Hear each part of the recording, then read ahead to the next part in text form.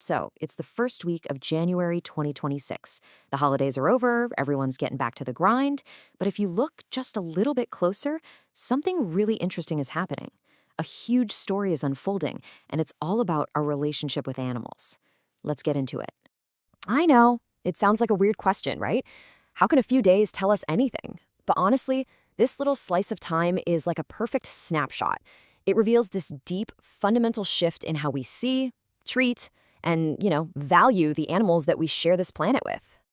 And we're going to start where this whole story gets the most personal, right inside our own homes. Because the way we think about our pets is going through a massive transformation. I mean, they're not just pets anymore, are they? They're family. And you can see this perfectly in what Petco is rolling out for 2026. On one hand, you've got these fun, almost silly things like a cat piano scratch pad, but on the other hand, you have something incredible, cat litter that literally changes color to tell you if your cat might have a health issue. This is all part of a huge trend they're calling the humanization of pets. We're mixing pure fun with serious preventative medicine, giving our animals a level of care that not too long ago was really only for us humans. But see, this new attitude isn't just about what we're buying. This is way bigger than a trend. It's actually becoming official, getting written into our laws. And that signals a really permanent change in how we as a society see our responsibility to animals. Take California. A huge law just kicked in that bans cat declawing for any non-medical reason. Now, to really get why this is such a big deal, you have to understand what declawing actually is. It is not just trimming a nail, it's an amputation. It's the equivalent of cutting off each of your own fingers at the last knuckle. When you put it like that, you see why this law is so important. And this isn't just a one-off thing. It's part of a much bigger legal movement that's happening. All around the world, we're seeing this real effort to finally dismantle these old systems that have allowed animal cruelty to go on for decades. Two massive examples are happening at the exact same time.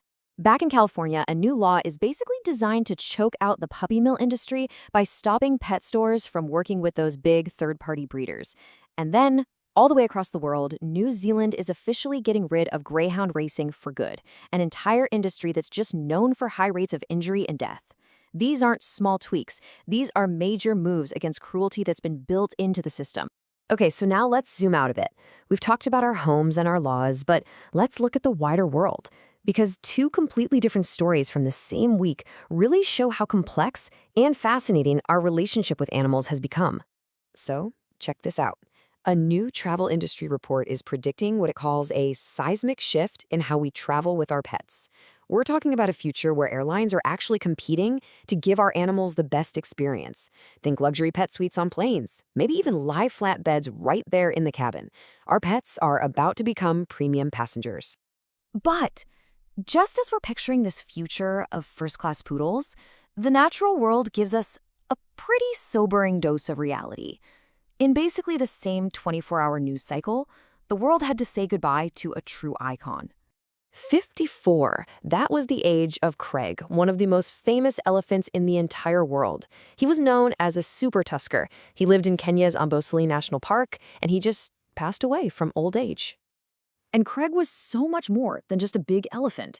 His tusks were so enormous, they almost scraped the ground, which made him a massive target for poachers his whole life. The very fact that he lived to be 54, that he got to live a long, full, natural life, that was a huge victory for conservation. He was living, breathing proof that protection efforts can actually work. So, what does this all add up to? You've got a new law in California, a report about flying your dog in style, and the quiet passing of a wild giant in Kenya. Let's try to connect these dots and see the bigger story they're telling us. This 1 week in January just perfectly captures this new chapter we're in. We're treating our pets like partners, caring for their health and their happiness. We're using our laws to tear down entire industries built on cruelty. We're redesigning our world to include animals as luxury travelers. And when a wild icon passes, we mourn them with the respect that was once only saved for, kings and queens. The one thread that connects all of this, we're starting to see animals as individuals, not as property. And that brings us to one final, really critical question. It's amazing that we're building this incredible, caring world for the animals in our homes, but how do we make sure we bring that same energy, that same innovation, to protecting the wild icons like Craig, and the wild world that is, when you get right down to it, where it all began?